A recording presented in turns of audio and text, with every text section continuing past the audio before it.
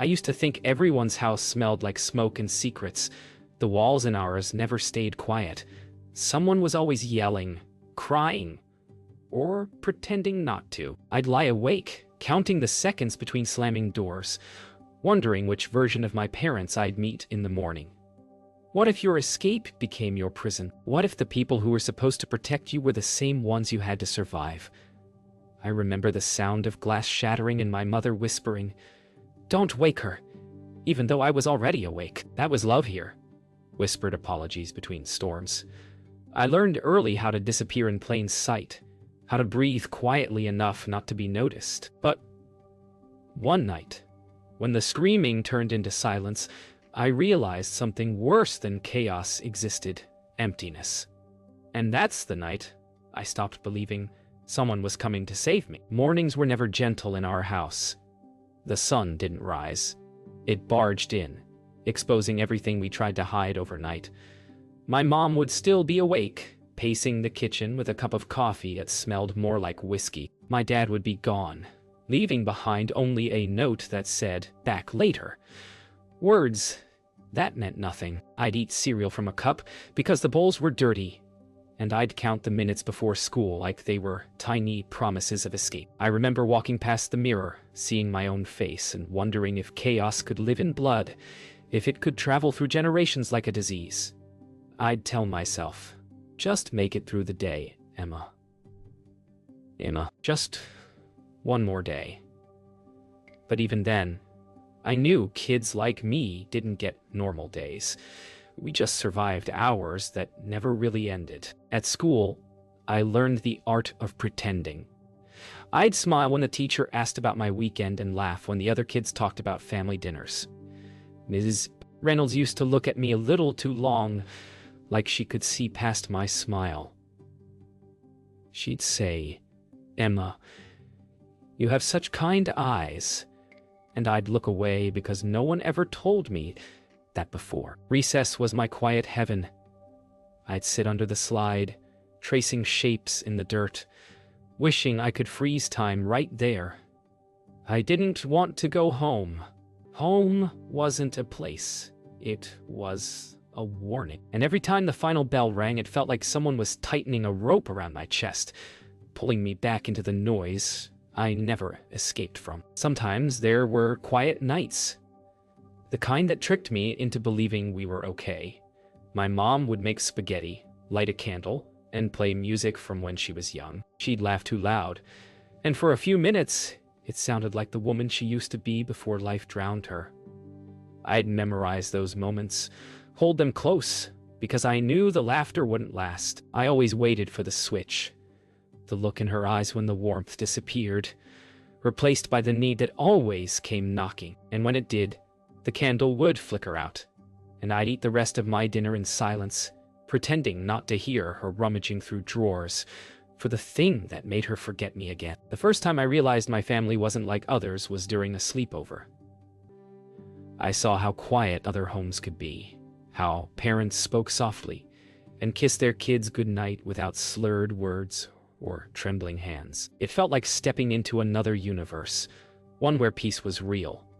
When I got home the next morning, the house smelled like burnt plastic and regret. My mom was on the floor, half awake, mumbling my name. I remember kneeling beside her, shaking her shoulders, whispering, "Mom, please get up." She smiled through the fog and said, "It's okay, baby. Mommy's just tired." But even then I knew this wasn't tired. This was drowning, and I was the only one still trying to keep us both afloat. Silence became my language. I learned to listen to footsteps, to the sound of a lighter flicking, to the way a door closed. It told me everything words never did. I stopped asking questions because questions made people angry. Instead, I watched. I memorized every crack in the wall, every moment before a storm. At school, I kept my head down and my grades up, because being invisible felt safer than being noticed. But even silence has a sound, a ringing in your ears when the world forgets to be kind. I started keeping secrets so deep, they echoed when I tried to sleep. And in those echoes, I began to wonder if I'd ever be more than the noise I came from. Shamit. Kai. By 5th grade, I had mastered the art of lying with a smile. When teachers asked how things were at home, I said, "Good," before they even finished the question. I drew pictures of happy families, even though mine lived in chaos. Miss Reynolds used to kneel beside my desk and whisper, "You can talk to me, you know." But what could I say? That I was scared of the people who loved me. That I'd rather stay at school forever than go home. So I said nothing, because silence was the only thing I could control. I used to think maybe if I was good enough, my mom would get better. I cleaned the house, made her coffee, even hid the bottles I found under her bed. But nothing changed. The more I tried to fix her, the more she slipped away. One night, I found her crying in the bathroom, whispering to herself, "I'm sorry, baby." I wanted to tell her it was okay, that I still loved her. But the words got stuck. I just stood there, small and shaking, watching the woman who was supposed to be my world crumble in front of me. One afternoon, Ms. Reynolds called me after class. She said she'd noticed I was tired, that my homework had started coming in late. I wanted to tell her everything. How I couldn't sleep, how I cooked my own meals, how I wished I could disappear. But I just nodded, said I was fine. She handed me a granola bar and said softly, "You deserve to be safe, Emma." That word, safe, stuck to me. It was the first time I realized safety wasn't something I'd ever had. It was something I'd have to build myself. That night, I dreamed of running away. I packed a small bag in my mind. Some clothes, my stuffed rabbit, and a photo from when my parents still smiled.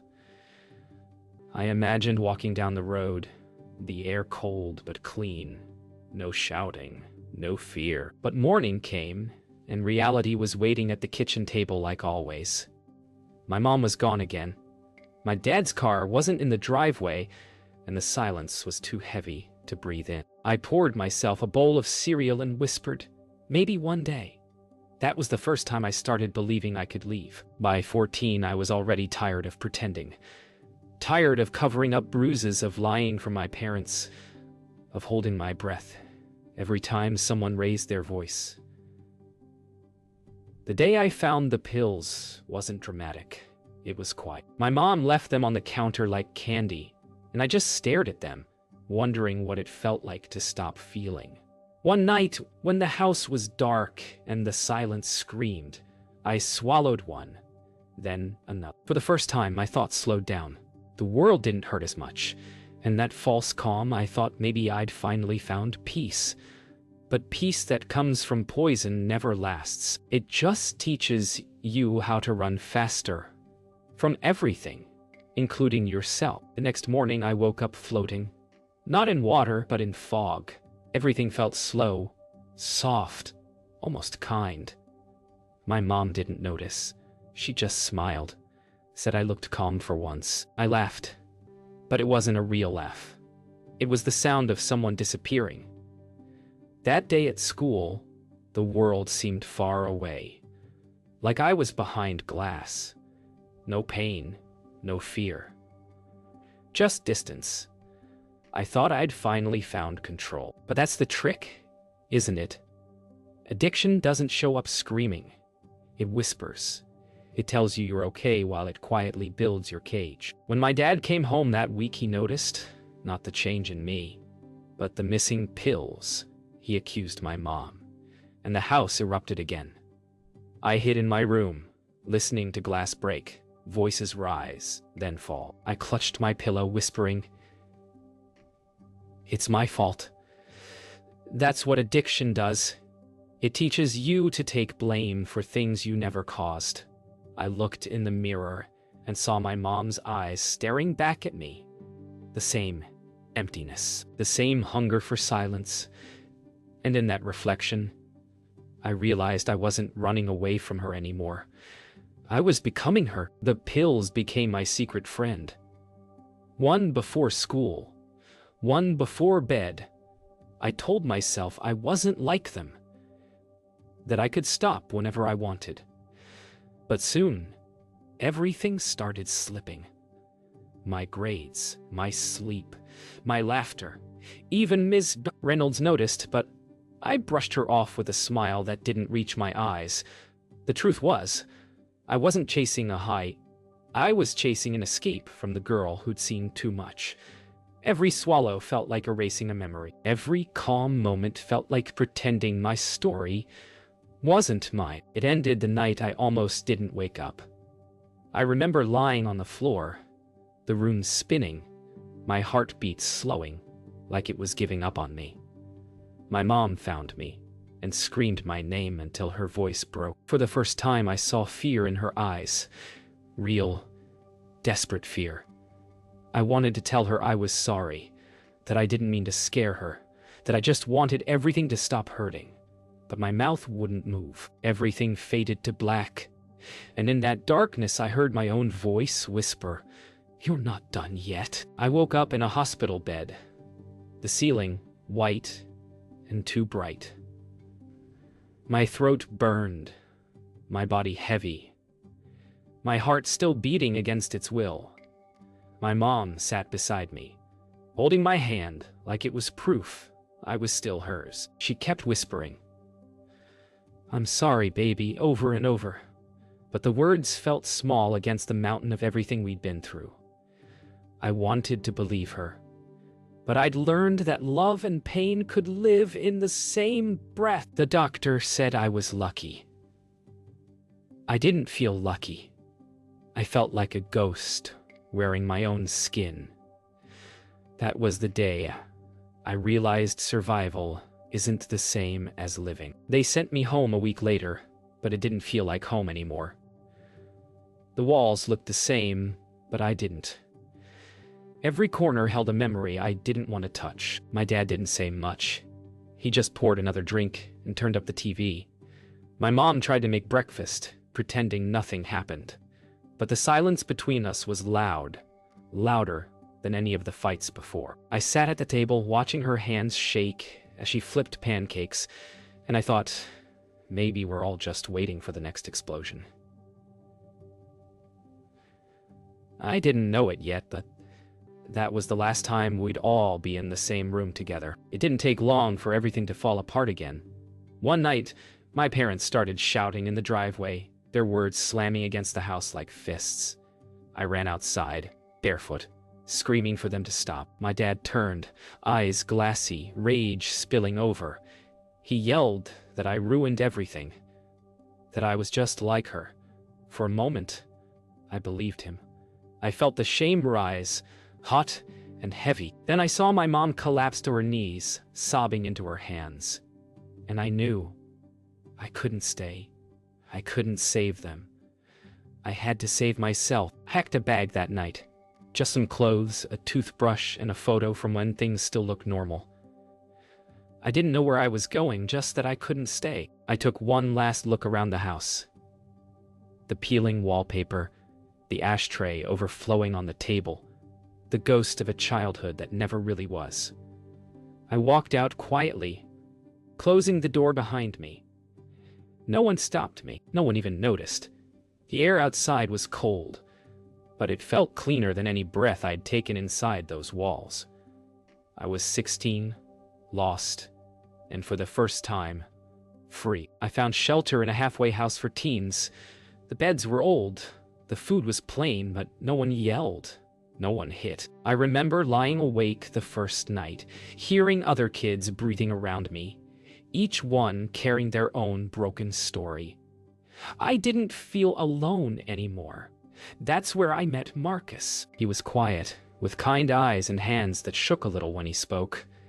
He told me he was 2 years clean, that healing wasn't about forgetting. It was about learning to stay. I didn't believe him then, but something in his voice made me want to try. Now I knew recovery wasn't the miracle I imagined. It was slow, sharp, and brutally honest. The first few weeks I cried for no reason. I shook, I yelled, I wanted to run. Marcus used to sit beside me during group meetings, quiet but steady, reminding me to breathe. I hated him for how calm he was. But one day he said, "It's not about getting clean, Emma. It's about learning who you are without the noise. That hit me harder than any withdrawal ever could, because when the noise stopped, I realized I didn't know who I was without it. There were days I wanted to quit.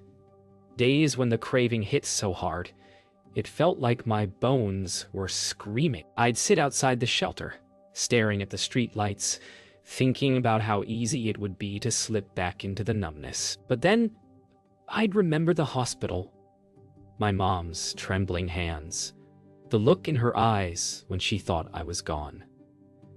That memory kept me alive more than any program could. I started writing letters to myself. Letters I never sent. I'd end each one with, "Keep climbing," because some mountains don't disappear. You just learn how to carry them. Therapy was the hardest part. Talking about the past meant touching the wounds I'd buried. The therapist asked about my childhood, and I froze. I told her about the noise, the lies, the loneliness, but not everything, not yet. Still, she looked at me like she already knew. She said, "You don't have to fix your parents to heal yourself." I wanted to believe her, but it felt like betrayal. I thought healing meant saving them too. It took me months to learn that loving them didn't mean dying with them. Marcus and I started talking more after meetings. He'd tell me stories from his past, the fights, the relapses, the guilt, and somehow they made me feel less alone. One night he said, "You don't get to choose where you come from, but you can choose where you go." That sentence carved itself into my heart. We didn't fall in love right away. It wasn't that kind of story. It was slower, softer, like two broken people learning to stand beside each other without falling. For the first time, I started to imagine a future. Not perfect, just possible. A year passed, and I didn't even notice at first. One day, I looked in the mirror and saw someone new, someone still scarred, still healing, but alive. I went back to school, got a job at a diner, and started paying my own rent. Every morning I'd whisper, "You made it through another night."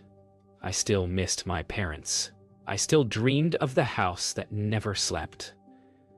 But I was learning that peace wasn't a place, it was a decision. And I was finally choosing it, one trembling breath at a time. 3 years clean, and I thought I'd buried the past. But healing has a way of circling back, whispering the things you tried to forget. One morning I got a call. My mom was in the hospital. Liver failure. The kind of call that makes time stop. I sat on my bed for hours, staring at the phone, trying to decide if I was strong enough to face her again. Marcus told me, "Sometimes forgiveness isn't about them. It's about setting yourself free." I didn't know if I was ready to forgive her, but I knew I couldn't carry the weight forever. So I packed a bag and drove home. Back to the house I swore I'd never see again. The drive back felt endless. The roads were the same, but everything else had changed. The trees were taller, the houses smaller, and I realized how much I'd grown since I left. When I pulled up to that house, it looked like a ghost. Faded paint, broken windows, the front porch sagging. I stood there for a long time, hand on the gate, heart pounding. It smelled like the same old sorrow. I almost turned around. But then I thought about that little girl hiding under blankets, praying for a better life. I owed it to her to walk through that door one last time. The hospital smelled like bleach and sadness. When I saw her, she looked smaller, fragile in a way I'd never seen before. Tubes, machines, pale skin that used to glow. She opened her eyes and whispered my name like it hurt to say it. For a moment, I didn't know what to do. All the anger, the love, the grief, it flooded in at once. I sat beside her and held her hand. She started to cry, saying she was sorry, saying she didn't want to die like this. And for the first time, I believed her. Because beneath the sickness, beneath the years of lies, she was still my mother. We talked for hours. About everything we never said. About the nights I hid. The mornings she couldn't wake up. The days we both wanted to disappear. She told me she was proud of me. I didn't know how to answer that. For so long, I measured love by the hurt it caused. But as she squeezed my hand, weak but steady, I realized forgiveness wasn't about erasing pain. It was about letting go of its grip. When she fell asleep, I whispered, "It's okay now, Mom. You can rest." And for the first time in my life, I meant it. A week later, she was gone. I didn't cry right away. I just sat by her empty bed, listening to the hum of machines that no longer mattered. I thought about how addiction had stolen so much from us, but it couldn't take everything. It couldn't take the way I still loved her. At her funeral, I placed a small drawing on her casket, the same one I made as a kid, with 3 stick figures under a yellow sun. I realized then that breaking the chain didn't mean forgetting where I came from. It meant choosing to end the story differently. After my mom's funeral, I went back to the apartment and sat in silence. Not the kind that used to haunt me, but the kind that felt like peace. I lit a candle for her, the same scent she used to burn when things were almost good, and I let the flame dance while I thought about everything we survived. I realized I wasn't angry anymore.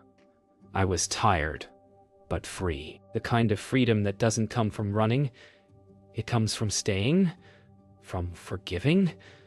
I whispered, "I love you, Mom," into the quiet. And for once, the silence didn't hurt. It answered back with stillness. Months later, I started volunteering at a recovery center. At first, I just handed out coffee and listened. But one day, a girl sat across from me, eyes wide and scared, and asked, "Does it ever stop hurting?" I told her the truth. It doesn't. But it gets quieter. And one day, you start to love yourself more than you miss the pain. Watching her smile through tears, I saw myself in her. Lost, searching, but still here. That's when I knew my story wasn't just mine anymore. It was meant to be shared, to remind someone else that broken doesn't mean beyond repair. Marcus and I built a life that felt real. Not perfect, but ours. We still had bad days, memories that crept in at night, but we learned to face them together. Sometimes we'd sit on the balcony, watching the city lights flicker, and he'd say, "Can you believe we made it out?" I'd laugh and say, "We didn't just make it out, we made it through." That difference mattered, because surviving is one thing, but living after the storm is another kind of bravery altogether. One evening, I was invited to speak at a youth recovery meeting. I stood in front of 20 faces that looked like mine once did. Afraid, but hopeful. My hands shook, but my voice didn't. I told them the truth. That I grew up in a house where love and pain were the same thing. That I became everything I swore I wouldn't. And that healing wasn't pretty, but it was worth it. When I finished, the room was silent for a heartbeat, then filled with applause that didn't sound like noise. It sounded like freedom. I still visit my mom's grave sometimes. I bring fresh flowers and talk to her like she can hear me. I tell her about the kids I help, the life I built, the quiet I finally found. The wind always seems to answer, soft and kind. Before I leave, I always whisper, "I was born into chaos, but I was never meant to stay there." Then I close my eyes and listen to the trees, to the wind, to my own heartbeat. That's what freedom sounds like. Not silence, not noise, just peace.